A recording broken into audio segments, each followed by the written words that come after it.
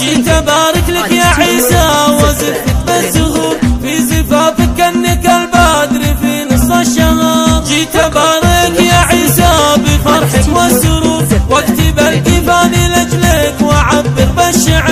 افتخر واطمخ بعرسك يا الشبل الجسور جعل عمرك في سعاده وايامك بخير. لا مدحت ابوك علي ما توفيها البحور الكريم الشهم واللي